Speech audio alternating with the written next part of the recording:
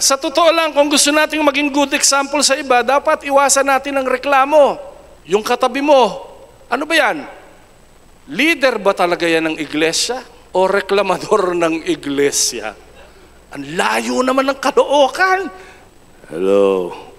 Alam nyo, sa totoo lang, pag titingnan mo yung irereklamo mo, sobrang dami mo talagang pwedeng ireklamo, sa totoo lang. No? Kami lang mga pastori, sa totoo lang. Ang dami naming reklamo sa inyo.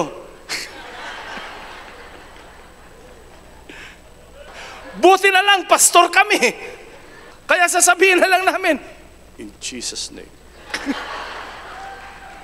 Alam nyo, sa loob ng iglesia, kapag ang espiritu ng kasama mo ay punong-puno ng reklamo, sa totoo lang, ang magiging epekto puro negatibo. Pero makita natin ang positibo at kayang gawin ng Diyos dun sa sitwasyon na yon, hindi mangyayari ang kaguluhan, hindi mangyayari ang negatibo, hindi mangyayari ang nais ng kaaway na guluhin ang loob ng iglesia.